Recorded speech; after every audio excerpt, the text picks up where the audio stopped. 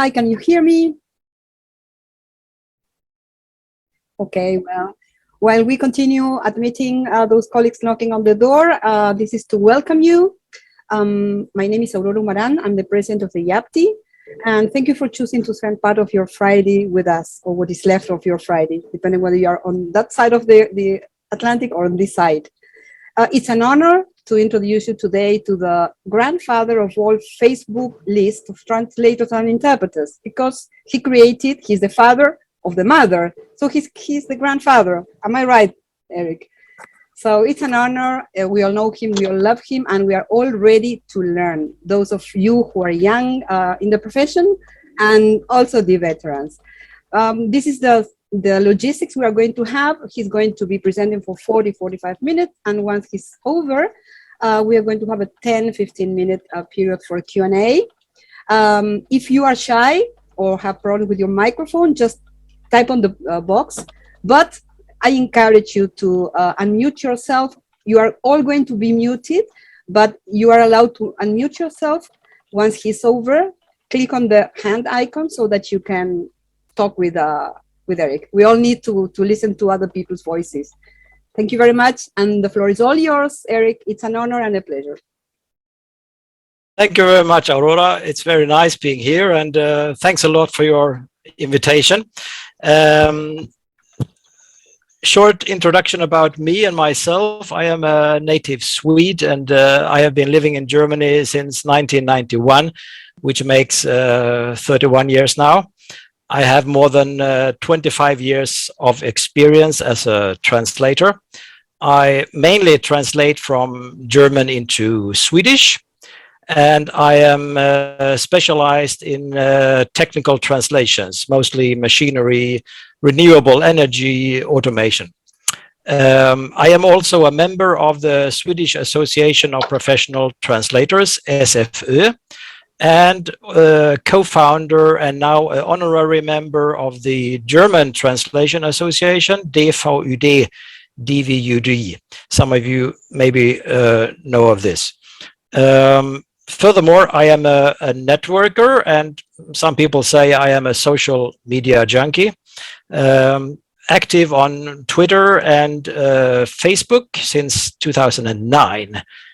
And in 2013, I founded the Facebook group Things Translators Never Say, or some people know the abbreviation TTNS, where I am now one of the admins. And of course, this webinar tonight will examine 3 core terms. First of all, we will speak about freelancing, because it's everything about freelance activity. We will speak about hard skills, and of course about soft skills, and the focus on soft skills. And let's see if I can share my, here we go. Yeah, can you all see it well? Yeah.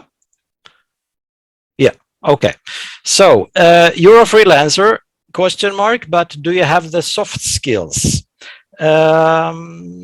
Okay, that's maybe a valid question, because being a freelancer, first of all, what is a freelancer? Secondly, what are skills, and what are hard and what are soft skills?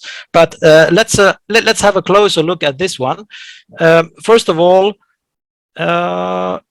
let's see where we are. Now I need, who is a freelancer? Exactly. Who is a freelancer? Let's first have a closer look at some official definitions. A freelancer can be a self-employed person who offers services. And this person often works for multiple clients. Only having one client wouldn't be so very wise. And in some countries, it could even have a legal, some legal problems. And a freelancer also is not officially employed by another company, which means the person is not a member, it's not a part of the company's workforce. So let's have this, let's keep this in mind. And there is, of course, also some other definitions about freelancing. For example, this one, which is maybe not that far-fetched, a person who is sometimes panicking between not having enough work and panicking about having too much work. And I think we all have experienced this situation, which is called feast and famine. Either there is a lot of work in the feast, or there is not much work at all, or very little work, which is then, of course, the famine situation. So, of course, we ask ourselves, is that all? Being a freelancer, the definitions? Of course, this is a rhetorical question. Along the line between panicking about too little and panicking about too much work, there are so many other tasks that we as freelancers need to take care of. In your role as a freelancer, or self-employed, no matter what you call it, but in your role as a freelancer, you are responsible for a number of different tasks. For example, you need to organize your work. You have to ask yourself, how can I organize my work in a proper way? When is the best time of the day to start work? Some people get up very early and they are at the desk at 7 o'clock in the morning. Some people, they don't get any work done before noon. So you have to ask yourself, when are your most productive hours during the day? Also, the question about your circadian rhythm. Everyone has another rhythm. For me, for example, I have my most productive period between 9 o'clock in the morning until noon.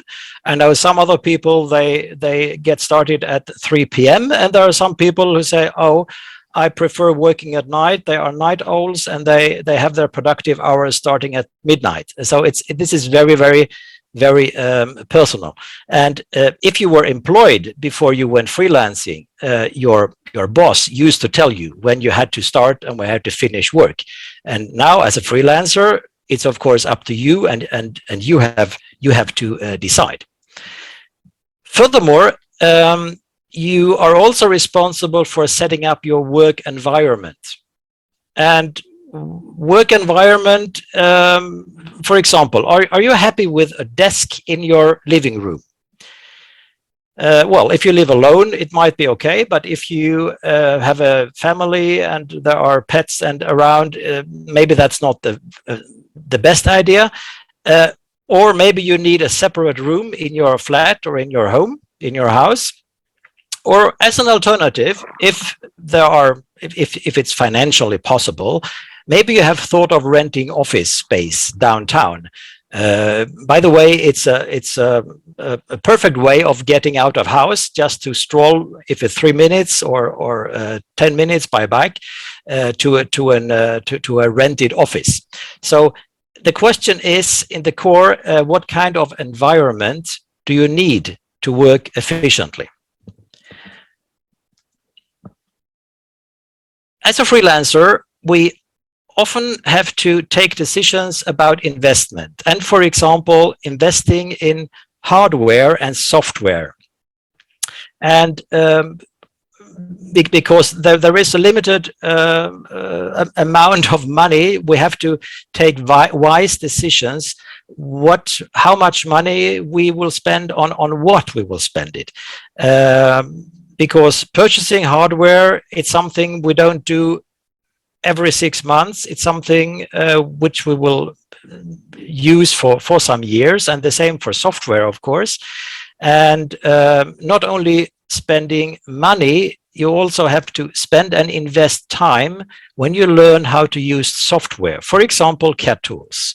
For example, some of us use project software in order to keep database and keep track of payment and of projects, of course, and everything. So investment is not purely a financial aspect, but also investing time. And this time is of course not paid compared to working time when you can write your invoice after that.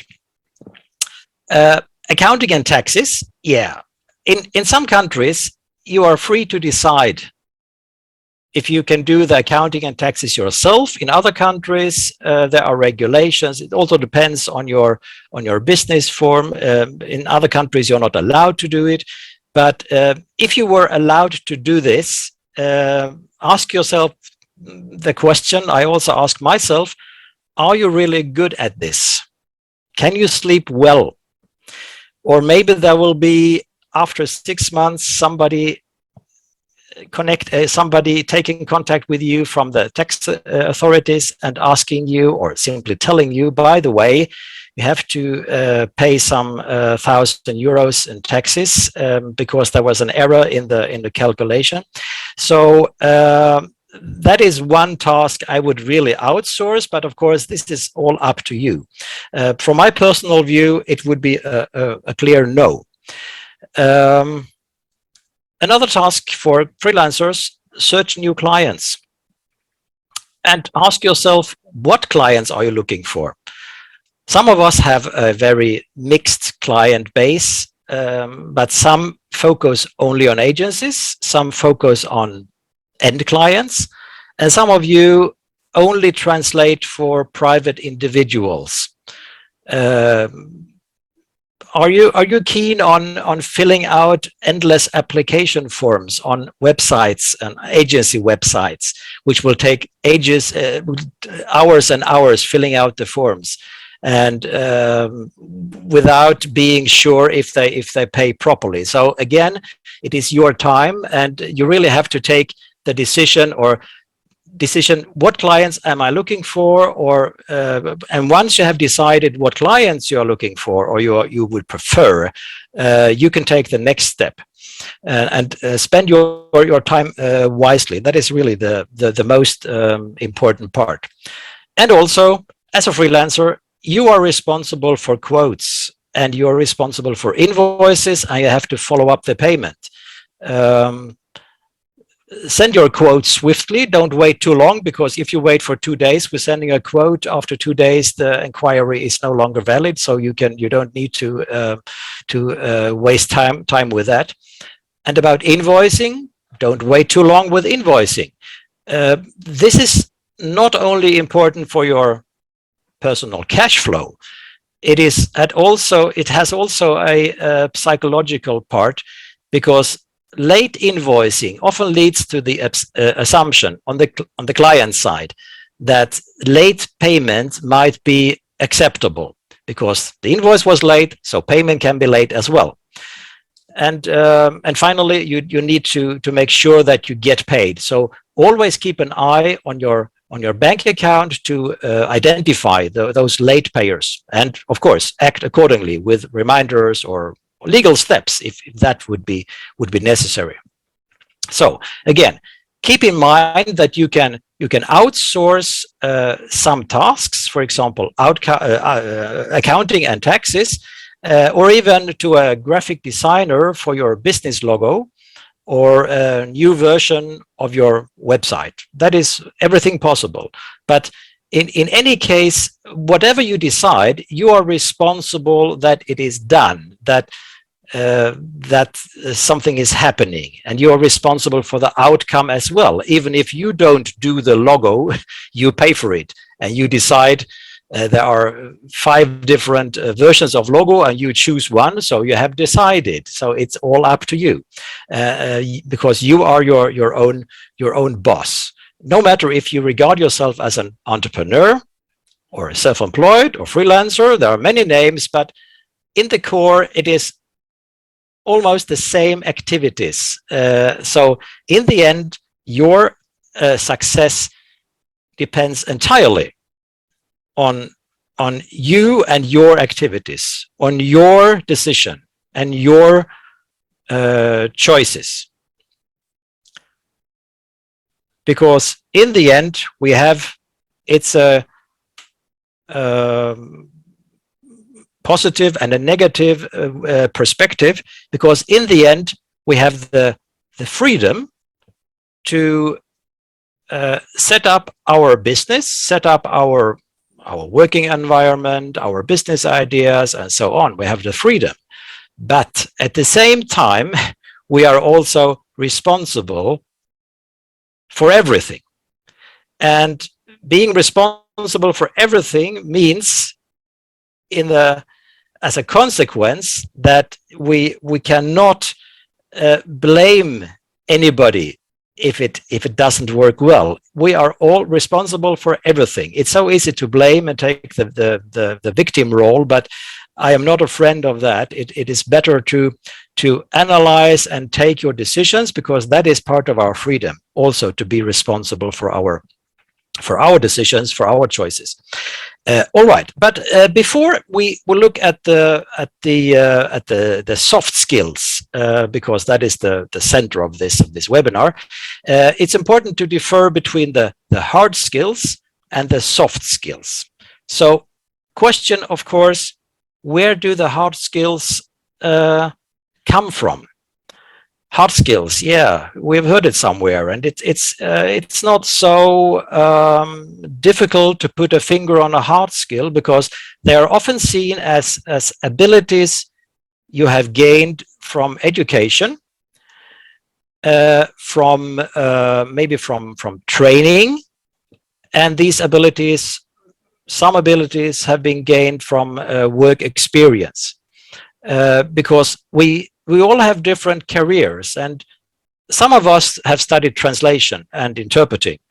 Others have learned another profession, but later in life they switch to translation and interpreting. But whatever our career was, no matter what path we have taken, over the years we have gained our work experience.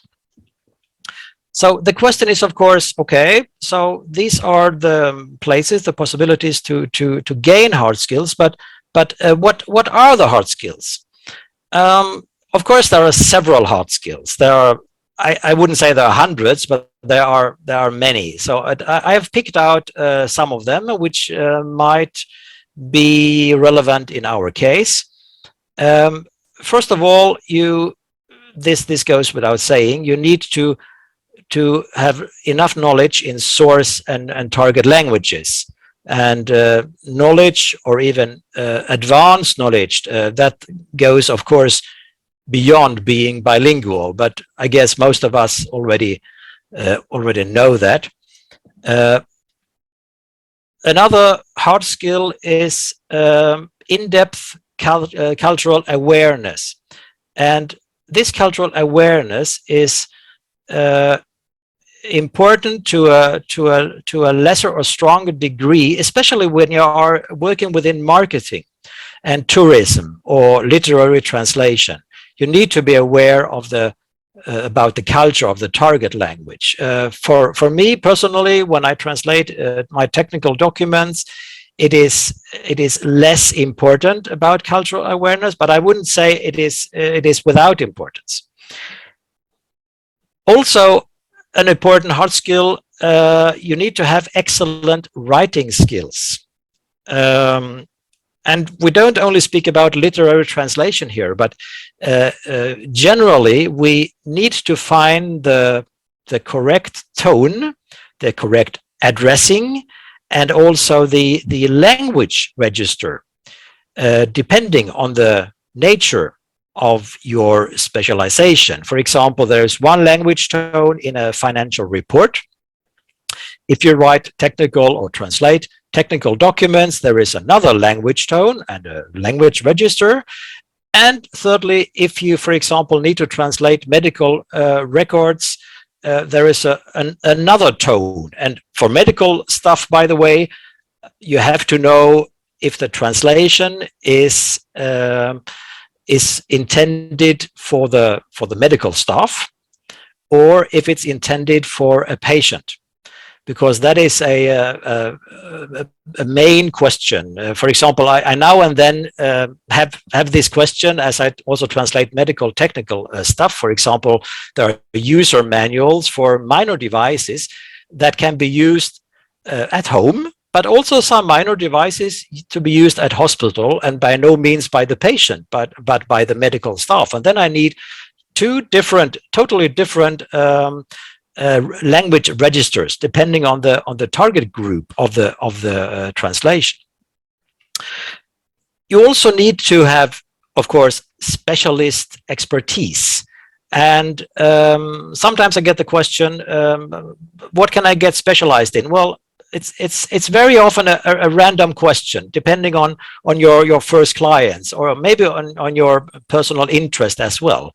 But in any case, you need to find your specialization within clearly defined areas, and then establish yourself as an expert within a niche or several niches. And this is quite important to sell your services, translation and interpreting services, as an expert within a certain field. Because if you say I'm specialist in everything, well, what means specialist in everything? It's not possible, because either you are a specialist in certain areas or you are not a specialist, because then you know a little about everything. We also need to have proper research skills. For example, you have to make Google and other search engines your friend. The problem is not to find any information. You will find loads of information, data, everything, and hits, and many websites, wherever you can pick out. But the question is how you can filter out what is relevant from thousands and thousands of all these sources. And of course, ask yourself, what sources are reliable? Is this a hobby page written by somebody, or is this an official page from an authority, for example? And having had a look at the hard skills, now let's have a closer look at the soft skills, because unlike the hard skills, soft skills are not so easy to define. You might ask three different persons about their definitions or what they think are important soft skills, and you will get three different answers. But generally spoken, the soft skills are typically seen as subjective, because they are personal and they are individual. They are often intangible. They are abstract. They are not concrete, they are abstract. And also they are hard to measure. They are hard to quantify. Because if we again compare hard skills and soft skills, you can get a certificate for certain hard skills. For example, you work in a factory and you get a certificate that you are good at welding, or you get a certificate that you can drive a truck, and you get a certificate that you have attended these and these courses. But you will never get a certificate for your soft skills. It's not possible. You will never get a certificate for being helpful to your coworkers. You will never get a certificate for being a flexible colleague, available maybe 2 hours after the work should have been, or the day should have been finished.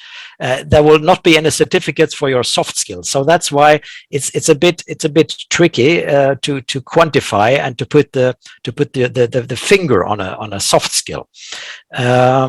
So again, the question, what are the soft skills? And here, just like with the hard skills, there is a huge number of soft skills that are all interesting, and they are surely relevant for us as well. But I have, of course, to stay within the scope of this webinar, I have picked out a couple of soft skills. It is, however, possible to break them down into two major fields. Now, looking at our situation with being freelance translators and interpreters, first of all, we have the personal character, and then we have the so-called interactional skills. Let's first have a look at the personal character. I've picked a few here, and also picked a few from the interactional skills. We will have a look at them just in a second. So if we look at personal character, for example, dedicated as a freelance translator or interpreter. You are dedicated, which means you are a passionate. You are passionate. You are striving for perfectionism, and you would never ever deliver a translation or you would never offer an interpreting job which is just good enough. Even if, of course, there are clients out there, they tend to use this as an argument. It doesn't have to be perfect, and that is an argument for them to reduce the rate or to have a quick translation. But it doesn't have to be perfect. Is for me like a red flag. Either I translate and make it perfect, or I say no. It's not my field. I don't feel comfortable within this, so I'm sorry. I can recommend a colleague, but this is not for me. You also have to be self-motivated, and self-motivated is connected with the situation I mentioned at the start, with the classic feast and famine situation. It means situations or periods when you have lots of work, that's the feast, or periods when there is not much work or maybe no work at all, which is of course the famine situation. So it's important in this situation to maintain a positive approach. We will look into ways how to keep a positive approach. We will have a look at that later on. As a freelancer, in your mindset, in your personal character, you are also business driven. And business driven, of course, that's a huge adjective. It can be anything, but first of all, ask yourself, what do you want to achieve, and what are your aims? And one important question is, of course, do you only want to survive from your work, or maybe you even want to thrive and lead a good life? And also, do you keep an eye on your annual turnover and your annual profits, just to compare from one year to the next year? Maybe 2 or 3 years doesn't give so clear picture, but if you look at it for 10 years, you can see hopefully that your turnover has improved, and your profit hopefully as well. Have you set up goals for your next 5 years? Or do you earn enough? Are your rates high enough to put money aside for later? Because we will not work forever. We will not work until we die at the desk. We hope there will be some good years after we finish freelancing and when we are older. Some people always look at their rates and compare their rates in 1 year with a year before or the year 2 years ago, and try to raise their rates, because the question is it possible for me, not maybe today and not maybe next year, but in 2 years, is it possible to work less but for the same money? Is it possible? Or even the highest level, to work less for more money? That's also a good milestone, but let's stay realistic. So it's always a good idea to keep an eye on your finances and what do you want to do, what do you want to achieve. As a freelancer, you have also well, most of us, I think, you have a curious mind, which means you take part in continuous professional development, CPD. You take part in webinars and seminars in order to expand your knowledge. And these events, seminars and webinars, they don't have to be only with focus on translation or interpreting. Also have a look at industry events where your end clients are, where you can meet conferences, where you can meet other end clients or potential clients. Have a look for trade fairs where you can learn more about the industry you are working in, because you have your specialization, and It is still possible, of course, to delve deeper into your specialization, and I mean a nice side effect from visiting a trade fair is, of course, getting contact with potential clients and doing some name dropping. So that's always a good idea. Self-confident, being self-confident, yeah, that's a nice topic, and it's also quite yeah, it's quite abstract, but let's try to have a closer look at it. If you lack self-confidence, you can try connecting with other colleagues, just to make sure that you can exchange ideas, they can help you, and you are able to help them. And because as a matter of fact, we are all in the same boat, even if we have different language pairs, we have different clients, we have different careers, we work in different countries, different cultures, and whatever. But there are a lot of common issues, and also, of course, benefits from being a translator, and these are the same in all kind of countries. All right, so so far the personal characteristics and the interactional skills. Let's have a look here. The interactional skills are needed when we of course need to interact with other people, and in our case, the other people, that is very often clients. And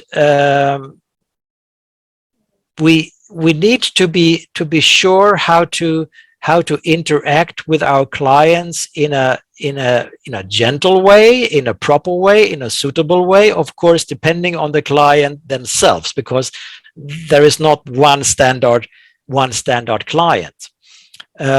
First of all, when interacting with clients, we need to be reliable. Reliable in terms of keeping deadlines, being punctual. Like an agreed deadline should be considered as a fixed deadline. Of course, you can deliver earlier, but please don't deliver later. Also be reliable in terms of quality.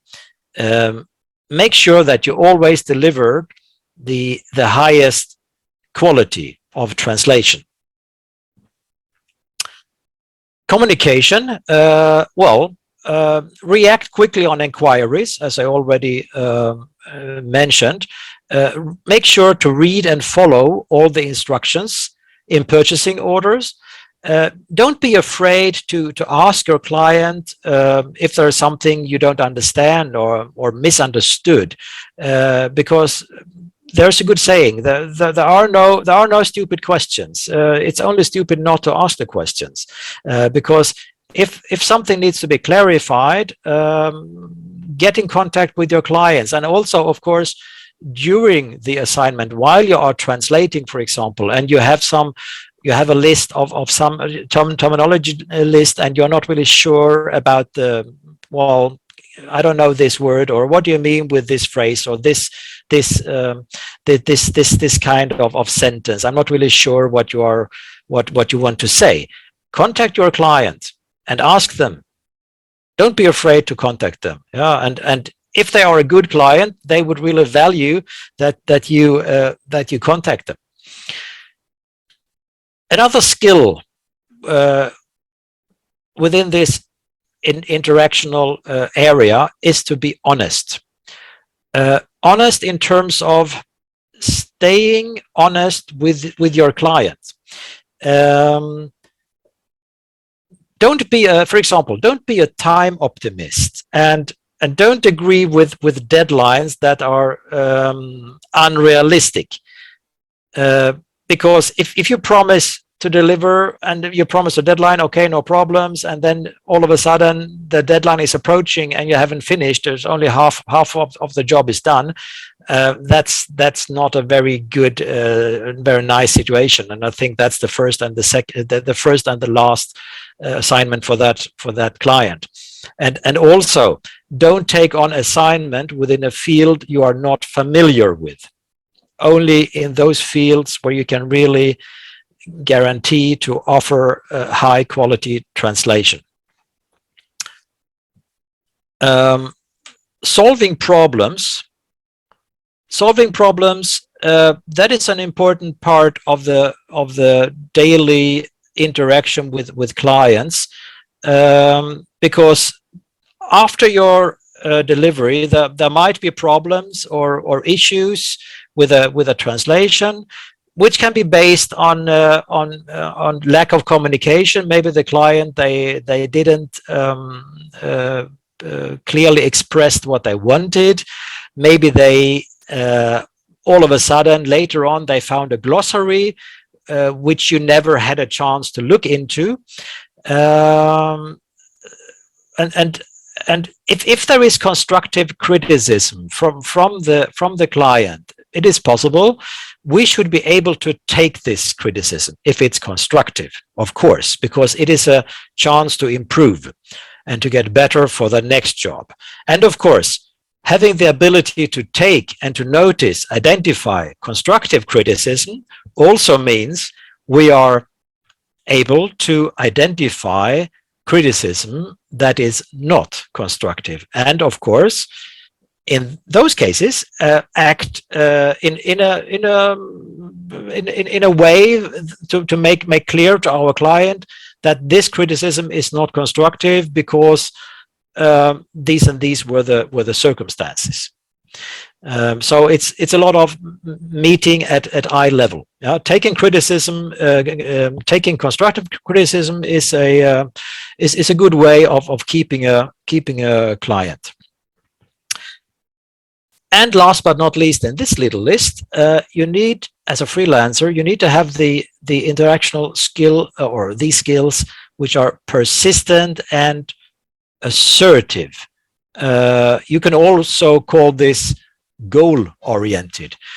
You have a goal you want to reach within the next year or within 3 years, or a goal you want to reach now for a certain assignment. For example, if you are persistent and assertive, you insist on that what has been agreed upon. That's logical for us, but maybe not logical for some clients. For example, we insist on the rates. They cannot be changed afterwards. We insist on the agreed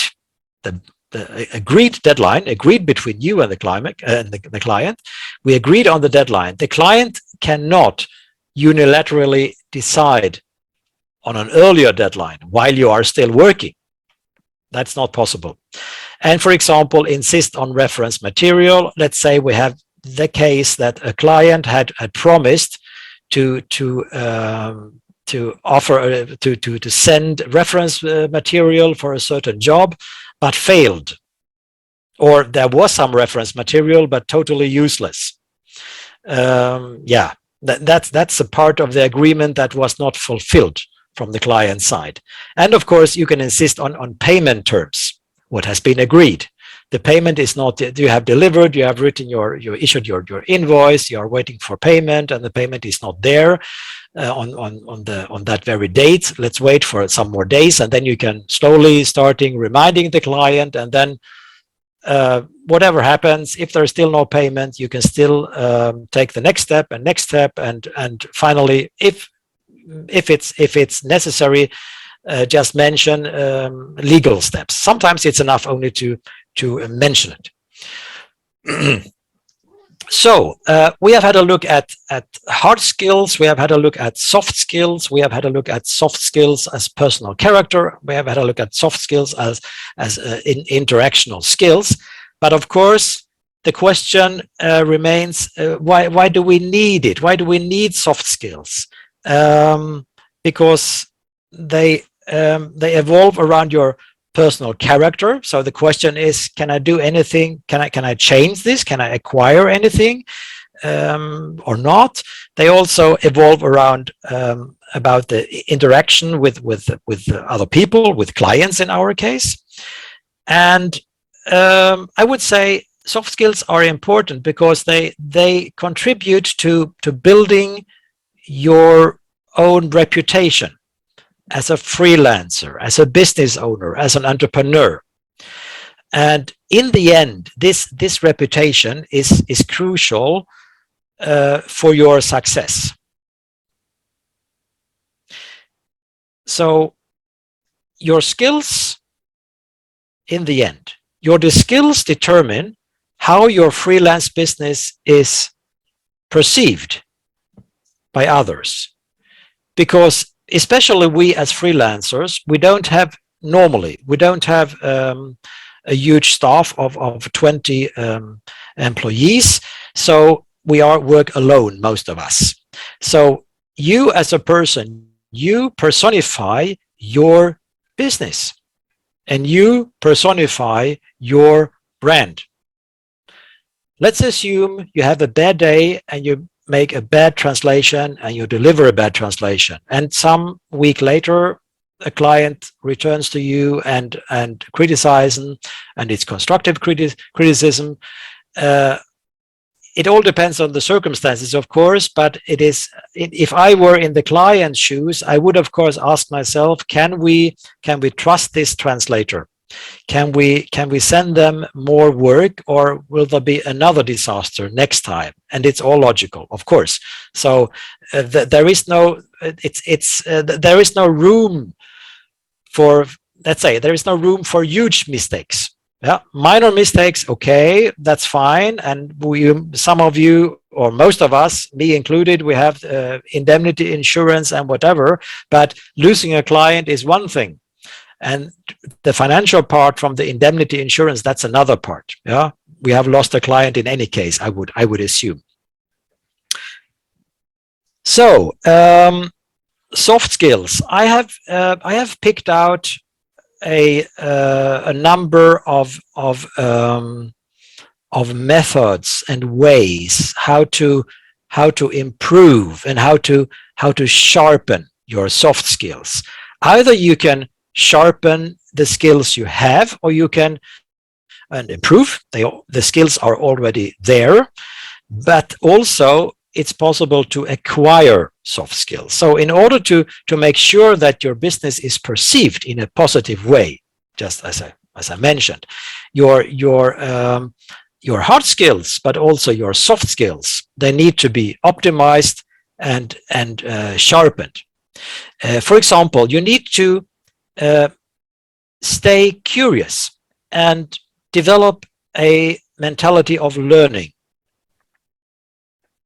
Never stop learning.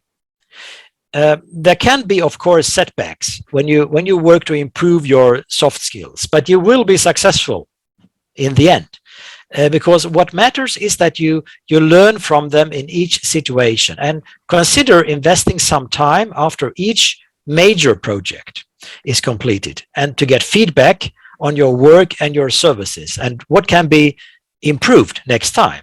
I also know some colleagues who regularly, maybe not after each assignment, but regularly, like every 6 or 8 months, they send out questionnaires to their clients, and where they can evaluate the translation services.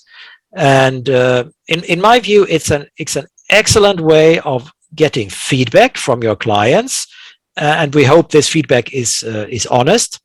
And I have a chance to improve my work, and that is really, it's worth a lot. I also already mentioned communication. Make sure to communicate often. Effective communication with your client is a soft skill, and it means benefits for all involved. Benefits for your client, but also benefits for you.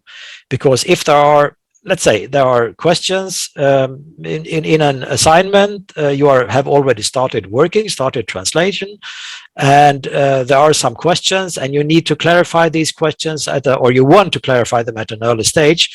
Otherwise, you will have to spend hours and hours at the end of the of the work before delivery, it's easier to clarify at the very start. So don't be afraid, don't be shy to contact your client at the very early stage. And also communication starts with easily.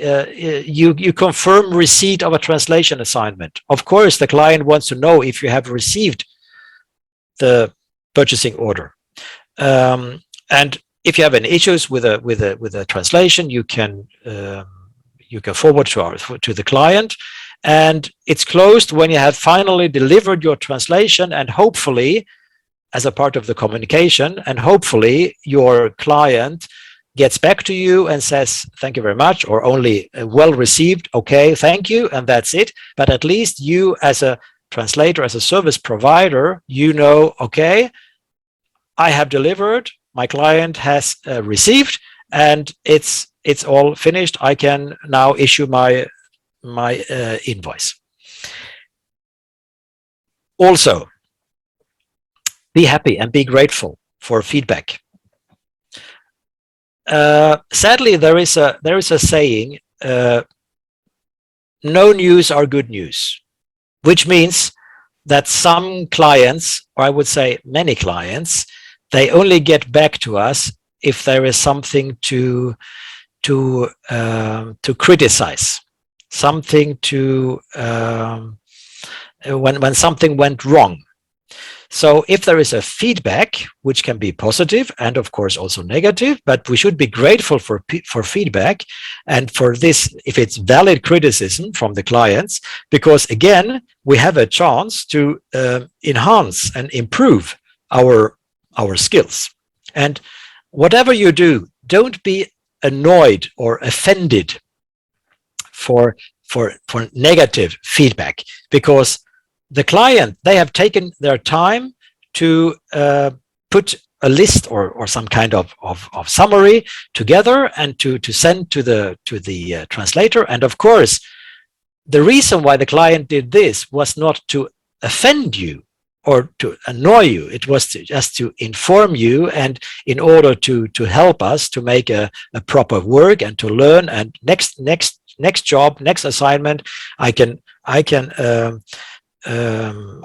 apply these suggestions. For example, it can be something very basic as a choice of word or choice of sentences, how to build sentences. Should I make headlines in this way? Should I make imperatives like attention, whatever? What form do they want? And if there are suggestions from the client, of course I should apply them. Also important for us is to self-reflect. Self-reflect means we need to keep back sometimes, because we have a lot of different tasks. So we have a packed daily schedule, but we now and then need to step back and think about our goals, and we have to self-reflect. This kind of exercise has benefits, but we need to set time aside for this, because ask yourself how you can improve your business. Is it necessary to work 12 hours a day or more? Is it necessary to spend almost every weekend?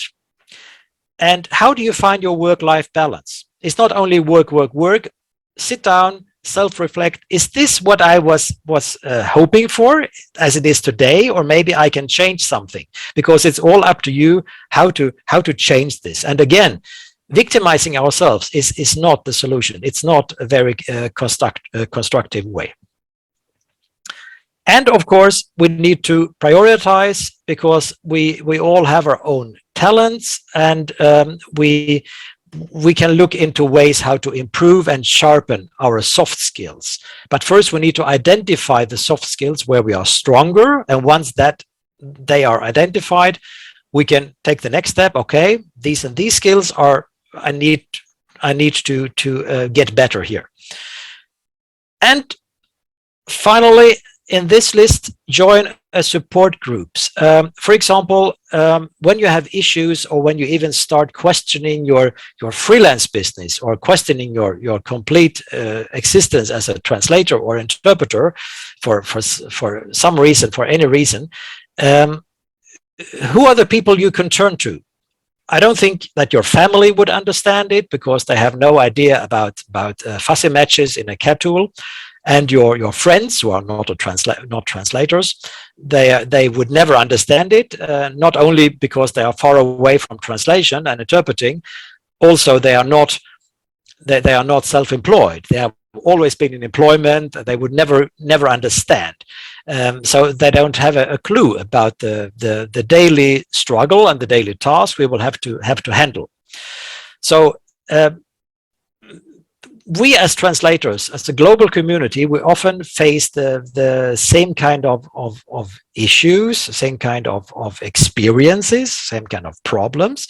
So we need a suitable place for this, and somebody called this a safe haven. And of course, there is already this kind of place. Let's have a look here. We have this, which is called Room for Rent. I couldn't resist using this epic sign, which is, of course, not very nice English. Room for rent, of course, but room for rent. I don't know what languages are below the English. It could be some Bengali, or I'm not sure it's Hindi. And this room for rent is, of course, things translators never say, TTNS. That is my little Facebook baby, and maybe I've heard of it. It was founded back in 2013, and this is a Facebook group where we as translators and interpreters, where we meet to exchange ideas, to exchange different opinions and experiences. This is the place for things we do say, but we do say among colleagues. So the proper name of the group, just in order to make this clear, would be to call it Things Translators Never Say to a Client, because this is a place where only translators and interpreters gather. So, of course, the question, what is so special with TTNS? It is a community where we exchange experiences, and we are able to rent and vent and let off steam. And moaning is not very constructive, so moaning is not really encouraged. It's more of a rent and venting, and of course in a bit of funny way. And letting off steam is, of course, very, very important. And remember, it is not about bashing a client, because bashing clients, anybody could do that. And in this group, we also apply sarcasm, irony, and tongue-in-cheek as as a way how to get rid of frustration, because that is a very, very common phenomenon among translators. We have this dilemma. We are frustrated. We want to let off steam, and we are not very happy with our clients. But at the same time, the clients are not that bad. We still need them. We are not in this luxury situation that we can tell every client that they should leave. So we have to know. All right. So we are coming to almost to the end of the presentation.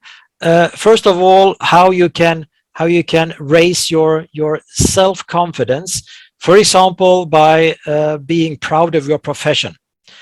Because thanks to us translators, our clients are successful on foreign markets. Imagine what the global economy would look like without translators and interpreters. Meet your clients at eye level. Make sure you are an independent service provider. Make sure they understand that we are their business partners. We are not a part of their workforce. Convince your clients what they get when they order translations, for example, and not only translation itself. For example, if there is we have to keep in mind that some clients, they order translations for the first time, for the very first time. So we need to explain what it's all about. It's not only typing and then it's fixed. We have to list, even if it's basic for us, it's not basic for a new client. We explain whatever we are, how we are working with research, and we are looking at different standard text, and we have to look into text from different sources, from official bodies and authorities, in order to make a proper work. And so it's not only translation. Even if this is obvious to us, we have to mention it to a client. And last, ignore the bottom feeders. I have to admit, at the start of my career, I often wrote back to them when they offered ridiculously low fees and rates, and I just wrote back to them. It's like, oh, you can't imagine that somebody would work for these rates, but why should we invest time and energy in this? Because they will never, even if we try to convince them, they will never change anyway. So I think it is not all in vain. Just ignore them and keep on translating. So here is the conclusion. First of all, stay authentic. Stay authentic. It's simply don't try to be anybody else. Stay as you are. Stay yourself. Determine on yourself how you can implement the advice you get. So of course, take upon advice, but you decide how or which of these advice can be used and how you implement it. Don't try to copycat any guru. There are too many gurus. And remember, you are a part of the global community. You are not alone. You are not alone. We work under the same circumstances. So a lot of, or I would say almost everybody who is in translation and interpreting and is a freelance, active as a freelancer, can understand your issues and your problems and your questions. And finally, don't join the circus show. A circus show is, for example, if you don't join it, watch out for absurd inquiries in terms of unrealistic deadline for very low rates. Or when clients, they admit that the rate is not very high, but on the other hand, they want us to be grateful because there will be lots of work next month. They promised, so of course it will be true. That is absurd. That is a circus show. I will not take part in it. Or they ask for free test translations. I know there is an ongoing debate all the time about test translations. I agree, test translations might be a good idea, but working for free, I'm not really sure. You wouldn't get a free taxi ride from a taxi driver you are going or driving you for the first time. You wouldn't get free bread the first time you enter a baker shop. And these clients, they want free test translations, and they want us to sign a long non-disclosure agreement, NDA, written in legalese.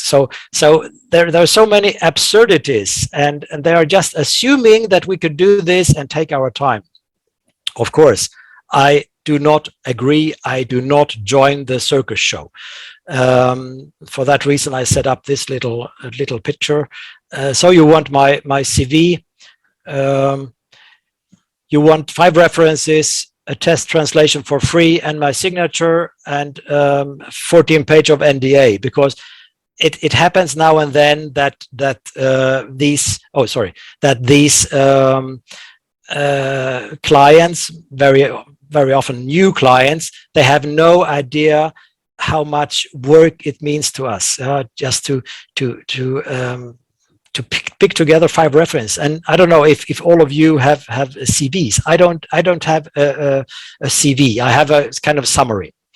And finally, as I have written here, the length of an NDA.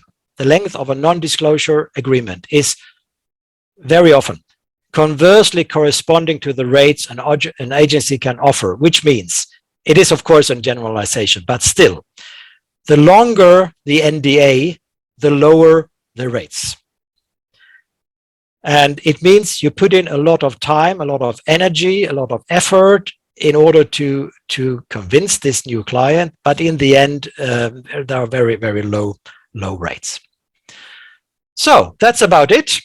Thank you very much for your attention, and I hope I have given you some ideas about soft skills, about hard skills, and how you can sharpen your skills. Thank you very much.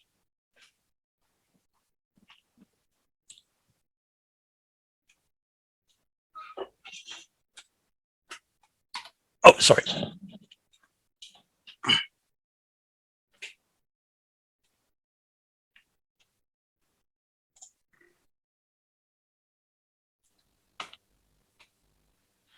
So, oh, thank you very much, Kevin. Yeah.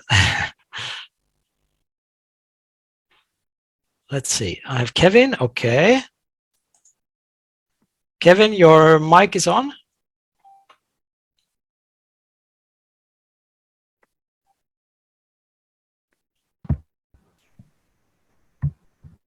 Hey, I can't hear you. You can unmute everybody. We were all muted, but anybody who wants to say something can unmute himself, herself, and just make questions or comments. I'm not sure if I can hear Kevin here.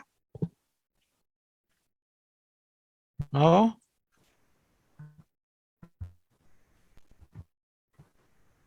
Okay. Sabine wants to say something. Well, I was just sending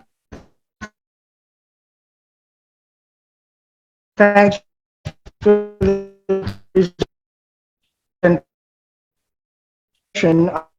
I recognize what you said about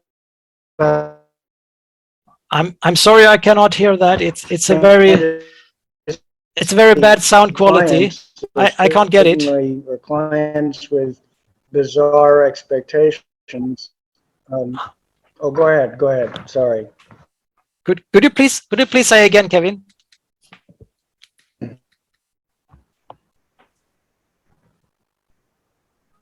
I'm sorry, I didn't get it. Yeah. Can you repeat again what you said before, Kevin? It was not very good, okay, but then we could hear you. I think he's frozen. Let's continue with Sabine, because I think he wants to say something. Then we can get back to Kevin. Okay, can you hear me? Oh, yes. Perfect. Okay, thank you, ERIK. No, I just wanted to mention one thing that came to my mind, triggered by the last 2 weeks of dealing with my clients. I don't know if it's a soft skill or a virtue, but in my case, it's a soft skill because I am not a very patient person. So I immediately thought about patience. Very important, especially in some cases. You're right. When you have Absolutely to deal right. with crickets, or when your communication is just completely one-sided, and you have to, I don't know, you write emails with 10 questions and the client just answers the first one and ignores the rest, and you all know what I mean.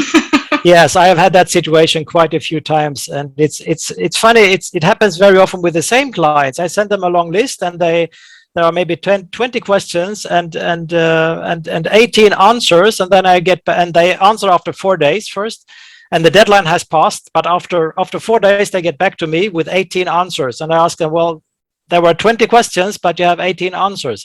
Oh, really? Yes, really. So then again, there are 2 days or 3 days until these last questions have been clarified. So you're right, perfectly right. Patience, and sometimes we need to keep to ourselves what we really would like to tell the client.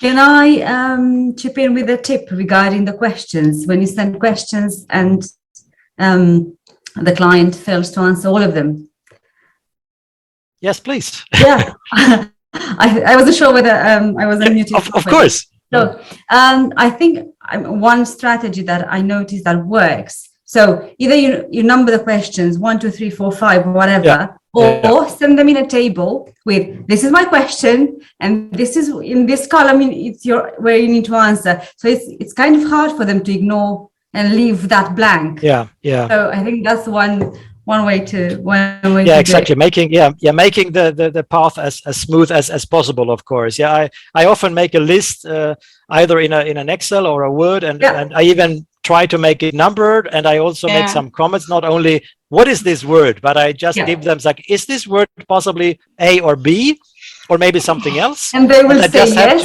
And they say yes. And I say yes, and then I'm just as clever as before. But anyway, I gave them a chance. And then, of course, we have to ask ourselves, shall we give them a second chance or not? It depends. Depends, yeah. Yeah, because we asked, and it's our time, and it's not only we not only spend time with translating and doing research, it's also, of course, the waiting time. And we all know the clients. It takes three days for them to send us the answers, but 5 minutes after they have sent us the answers, they are expecting the finished translation, of course, because we are only sitting there and twirling our thumbs and waiting for their answers. Of course, that is how they are. Many clients, because they don't get it, or it's not that client, but many clients they believe we are just sitting there and waiting so we can finally work again, because there is nothing else. Yeah, it's interesting, Alina. Oh, thanks. So, any more questions or hints or opinions? Or I might like to share something. I used to have a lot of work a couple of years ago. Now I made a switch in my career. I was a sworn translator. Now I'm a literary translator. But in the past, I used to have so much work that I had to outsource. And when you mentioned the soft skills, I remember that I had a very good translator. She was excellent, but her manners sucked. So I even felt bad for contacting her, to offer her a great job, pay her great, fast, but she was so almost vulgar. So to me, she was priority number 2. And it was weird to me, because I was in the position of, I was the one assigning the translation, but her manners were really very nasty. Yes. I had a similar situation, but because for many years I was also into outsourcing, and it was within a language pair that I didn't do myself. Nowadays I only do my German Swedish, but it was some years ago when I had some outsourcing, and there was a huge job, and it had to be done within 10 days, and it was huge amount. So we had to set up a team of 7 colleagues. And we checked up if the colleagues had qualification. Everything was fine, and we sent out everything, and all 7 colleagues, they confirmed everything. And delivery date, the deadline was on the 23rd of December. Everybody agreed with that, not a problem. On the 22nd of December, there was 6 colleagues had delivered, but the 7th not. Okay, it was still the 22nd. On the 23rd, there was no delivery from the 7th colleague. She was not able. She did not respond on telephone. She did not respond on WhatsApp, not on email, nothing. And you can imagine my stress level. And it wasn't in the same town. It was on the just other side of Germany. So what is happening? Is that good lady, is she in hospital? Has something happened with her or her family, or is she alive? It can be anything. So I had another good colleague in the same city or nearby. So she took a car, went there for 1 hour, knocked on her door, and the lady shyly opened the door and what's happening? I'm here from Mr. Hansson because he wants to know if you are still working. I can deliver today. Oh yes.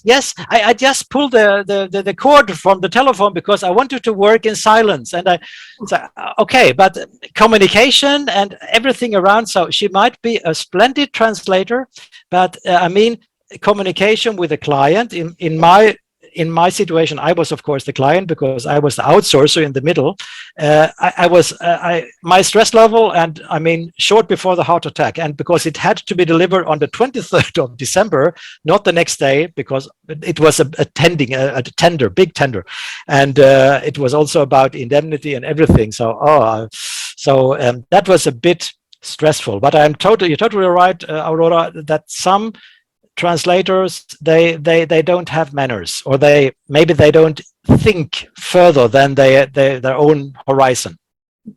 So that is, of course, sometimes a problem. And because we are not perfect, we have to say that. Maybe it's to open a can of worms, but translators are not perfect and clients are not perfect. So but we all have to deal with it.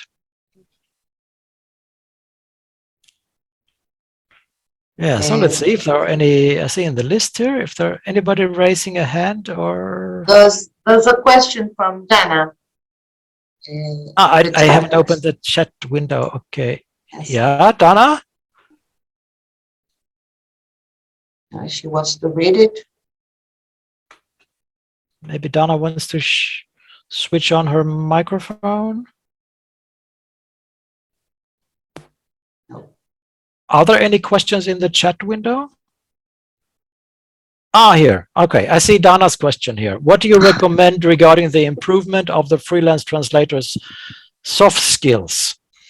I would recommend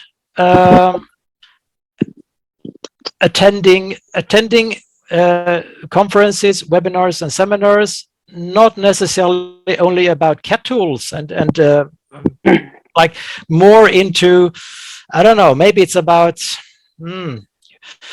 how to develop your personality. It all depends on what kind of soft skills you need. If you, for example, if you lack patience, first of all, you have to know what is lacking or where you need to improve.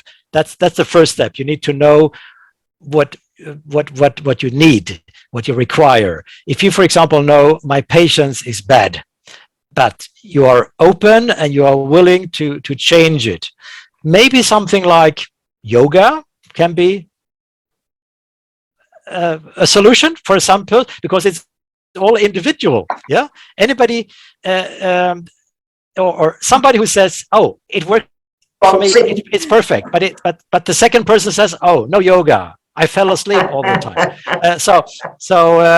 It's very, very personal and individual. But first of all, I think you have to identify the skills you don't have, or where the skills are weak. Dana, I see your face. Hello. Yeah, I hope that answered your question a little. Thank you, Erik. Thank you. You're welcome. Did it answer your question? Yes, it did. Yeah. Okay. Thank you. I don't say you should start with yoga, but it's only an example. Boxing. Boxing is fine. Boxing is fine to get rid of too much energy. Yeah. Let's see if there are some more. Okay. Okay. Question. Oh, there's some. Okay. Thank you. Okay. Yeah. To me, being Gary mentions theater workshops. The key one is being among peers, because sometimes we all have people we admire. I used to admire our late Sergio Viacho, who passed away last year. Virus. We all miss Sergio Viacho, and to me he was a guru, though he was an interpreter more than a translator. But he always talked about we are cultural mediators. So he said, forget about the words. So to me, he was a guru. And once he shared his uncertainties and his doubts, and I said, oh, so I'm not the only one. So to me, the key thing here is this, just going to your place, attending conferences, whatever we do to be with others, because our friends who are doctors, dentists, teachers, architects do not understand the feeling you have when you receive your translation corrected by the copy editor. So that only a peer can understand. Yeah, that is right. That is right. What I meant with guru was most and for all the so-called self-appointed gurus. I will not mention any names here. I will not mention any names, but there are gurus that are self-appointed, and they try to convince everybody that only their way and their path and their solution is the only way. Anything left and right of that path is automatically not correct. Yeah. And that is something I deeply oppose, because we are all individuals and we have to find our way. So it means go to webinars and seminars and conferences and so and pick up what you need, and then it's up to us to decide what to apply, and the second, of course, to decide how to apply it, how to implement it. Because not everything, I mean, we all have, each of us, we are individuals, and you can't say this is a fixed solution and take this box and here you have the solutions, here you have the answers, and you can be just as successful as I am. And that is something I oppose when you have a guru, the so-called self-appointed gurus. So, but of course there are, in the positive way, and Sergio, he was splendid. I learned a lot from him, and that was, I mean, we all miss him still, and it's a shame he left us so early. Eric Javier is raising his hand. Hello, I don't know if you can hear me. Yes. Yes. You well? Okay. Right. First of all, thank you very much, Eric, for this presentation, because it has been amazing and very, very useful. Soft skills is something I struggle with sometimes, and this is why I have the following question. How do you convince potential yet unaware clients that your service will benefit them? Sometimes I see institutions, companies, individuals that might need my services that, you know, I think that I could add something very valuable to what they do. Yet I can't manage to convince them. Sometimes I don't even get replies, or they just say, no, we don't need it. When I see that clearly what I offer, they need it, whether it comes from me or not, but they clearly need it. So I would like to know, what are some strategies or some tips to convince those clients that, you know, our collaboration might be fruitful? Yeah, well, first of all, your client has to understand that they need translations, and secondly, they have to understand that they need translations from you, and they shouldn't start doing anything with DeepL or Google Translate, because you can give. I mean, there are different ways. You can first of all ask them if they are aware of the possible consequences from a bad translation. If they are ready to pay 100 or 200 euros more for a good top-notch translation, or if they want to go to Google Translate and doing whatever, and there will be a mistranslation put on the packaging, for food packaging, whatever, and they will have to ditch millions and millions of products, which will cost a lot. I mean, you can give them some hands-on examples what could happen if it's a wrong translation. Like practically food packaging. For example, there is, I can tell you from the Swedish market, Swedish food market. There are certain phrases, and these phrases, they have to be kept, these standard phrases. And if you are a translator and you don't know about these phrases, you translate as you think is all right, and the meaning is still the same as in these standard phrases, but still your translation does not correspond with the standard phrases. For example, contains nuts or whatever, or even other kind of products. Keep away from small children, not necessarily from food, but for other details. If your translation is roughly the same, but it's not standard, they are not allowed to sell it in Sweden. They have to take it out of the shelves in all stores all over Sweden. They have to demolish all the packaging, I guess the product itself, because there's nobody opening every package and package again. They will just demolish everything and burn it, and they start all over anew again. I mean, that could be some trying to convince your client, you can give them some practical examples. What could happen if? What could happen if? Or for example, I don't know if you are within contract translations or some kind of these documents, or if you are within technical documents. Sometimes, because I am within technical, sometimes I explain to them and say, well, listen, you can get a cheap translation somewhere else. There's always somebody doing it cheaper than me. But are you sure it's a wise idea? Because this handbook, it's about safety. Somebody will work at this machine in the country where this machine is exported, whatever, and this person has to understand the language.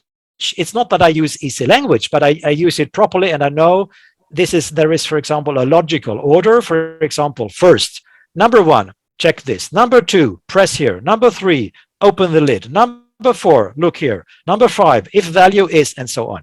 And if there is a Google translation, it can be all garbled and everything, and sometimes they forget, or Google Translate forgets small but very important word as never or not something.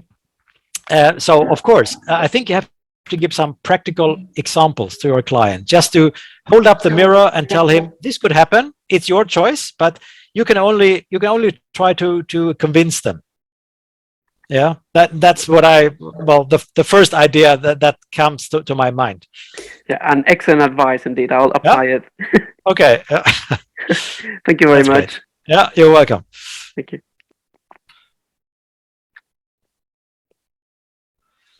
Yeah, so I'll have a closer look into the chat window if there are any questions. Let's see. I don't know. I'm scrolling. There are quite a few. Yeah, but I like the idea about the boxing. That's the boxing classes. That's good to get rid of too much energy, and it's also part of the work-life balance. Also, sports and anything is generally a good idea. Not only also for your posture and everything, of course, but also to get out and get moving and everything. Because as I told in my text, in my presentation, there is nobody telling you now you have worked 5 hours or 3 hours, it's time for a break. Now you have worked 8 hours, it's time to close and go home. Nobody will tell you. And it's so easy to, let's put this, I will make this also, and this, because what I've done today, I don't need to have to do tomorrow. But the fact is that tomorrow you will do the same. You won't work less tomorrow just because you put an extra hour today. You will work the same amount, or maybe 8 or 9 hours tomorrow, or you find something at the end of the day to put on top. So it's very easy to get into this circle.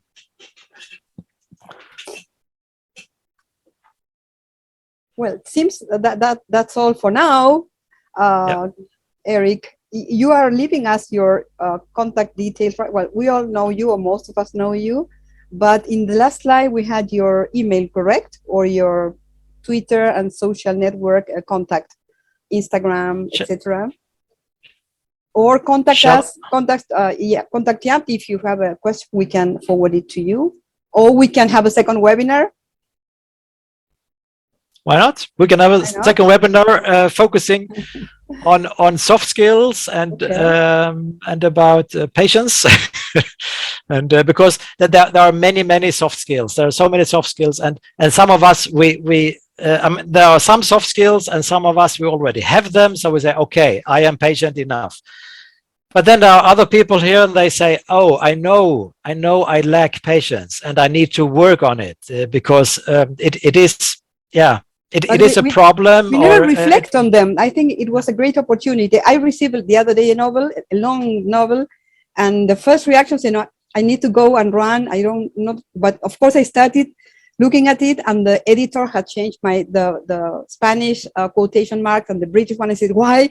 I was like the Metro Golden Mayor. I was about to kill somebody. So I said no. Yeah. So I went out, Yeah. I was running, and then I was a rational translator going over what the copy editor, a team worker to me. That's something also that needs to be, to me, emphasized, that we need to have a smooth relationship with all the team members of the translation process. The copy editor is key. But my first reaction was a crazy woman. And I don't need that. Yeah. So thank you for giving us this possibility to reflect on this necessary space. Yeah, exactly. Reflecting, because I have noticed also myself that if there is something, if I get a mail and there is something, I have decided that I will reply, but I will not reply in the very next second. I will just step down and say, okay, stay professional. Yes. Don't offend the people, because good karma and all that stuff. And but make a clear stand and relax for 10 minutes. I mean, the world will still be there in 10 minutes. I don't have to react now within a second, because they won't read it immediately anyway. So take 10 minutes, or sometimes take 3 hours, and then I reply, because I have decided to reply. And then, okay, or maybe if there are issues, if they have questions about my quality, and they have some either constructive or not constructive criticism, I still take my time, and I just self-reflect, deep breathe, and say, okay, so let's make this, stay professional, and without being emotional or something, because emotional is not a good it's good, not a good guideline. Yeah, at least not in this profession. Well, thank you very much, Eric. It was great, really, and thank you for all the colleagues. And on a personal level, we at YAPTI hope you and your loved ones are doing as well as possible in these challenging times. So thank you, and have a great weekend. Bye. Thank you. Thank you. Bye. Bye. Bye.